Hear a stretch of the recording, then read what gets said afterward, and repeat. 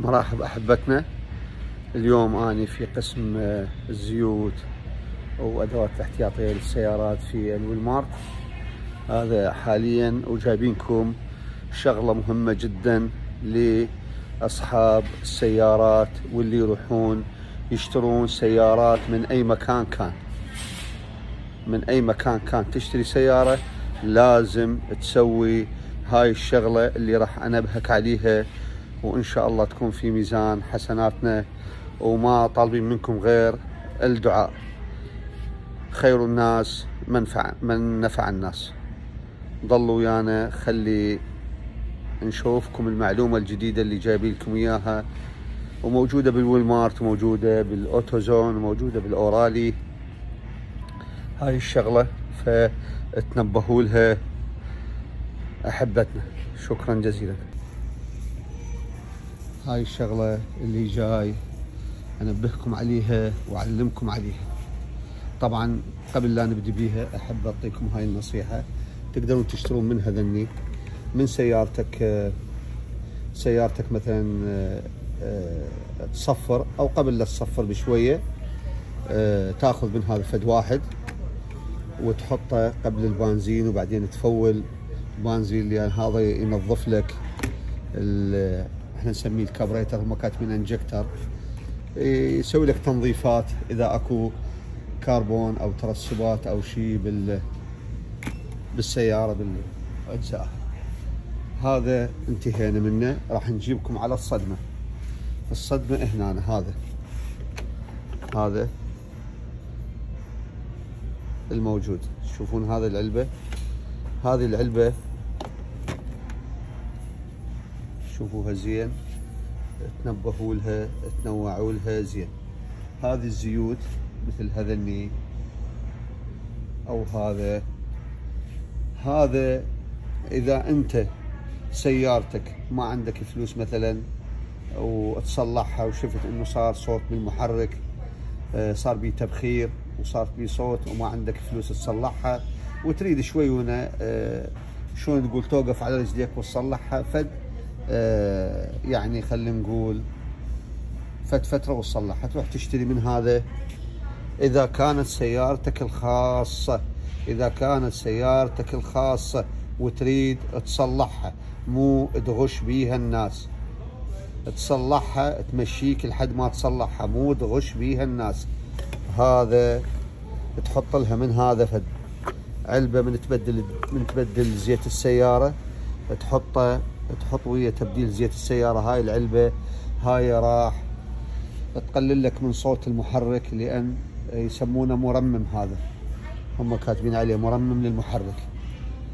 أما النصيحة الثانية للأصدقاء اللي يشترون سيارات، أي سيارة تشتريها فورا من تاخذها من صاحبها، تروح قبل إلى أقرب مكان ويلمارت أو أي مكان ثاني تبدل دهنها.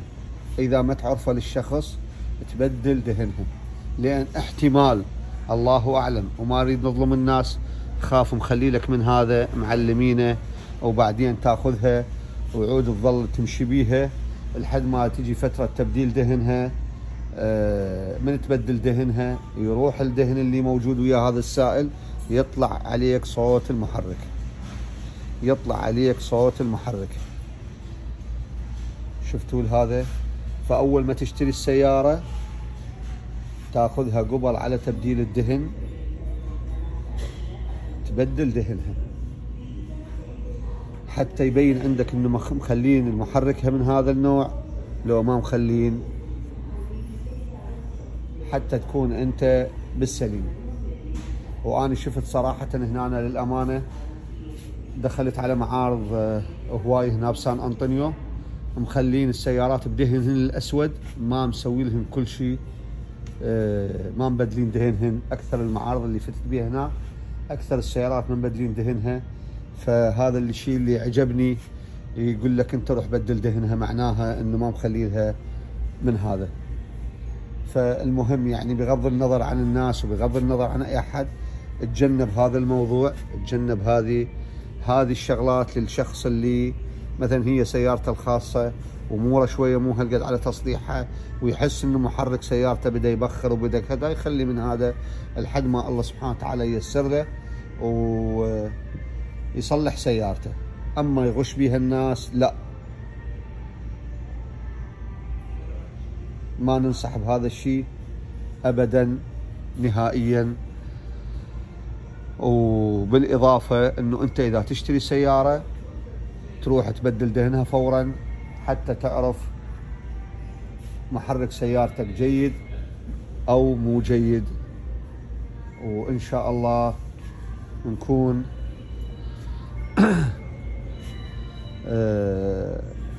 وصلنا لكم الفكرة، وما عندنا ما نريد من عندكم غير الدعاء.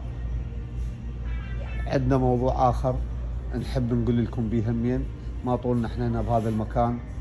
هذا الW40 هذا اللي إذا عندك برغي مجيم أو كذا، وهذه هذا زين للبراغي جيد.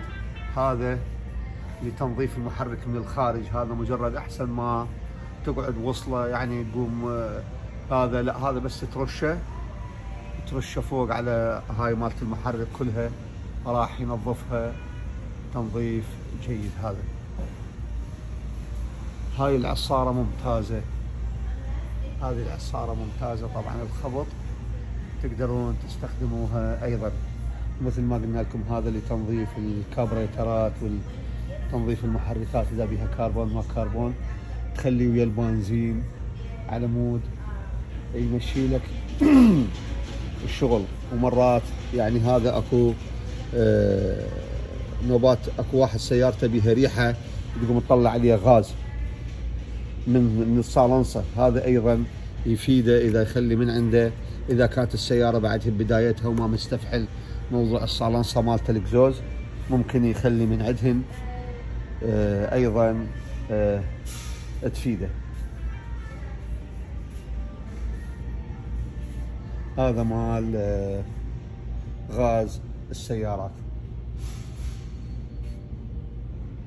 انبهونا، راح نرجع حتى نختم الفيديو وياكم بتحذيرنا لكم من هاي الشغلات. شوفوا عرفوها زين هاي الشغلات اخواني. اتمنى هذا الفيديو تشيرونه وتعممونه حتى يستفاد منه اكبر عدد ممكن. لا ننصح بالغش ولا ننصح بأي شيء خارج الصحيح، لكن الأشخاص اللي هذا مال ستوب ليك يوقف لك الليك اللي بالمحرك، هذا الدهن، هذا للمايه السيارات المايه لها عالية. فيا اخواني نتمنى ان شاء الله الفيديو ينال رضاكم، وما نسألكم الا الدعاء، وان شاء الله نشوفكم بافضل حال واسعد حال، والله يحفظ الجميع. شكرا جزيلا.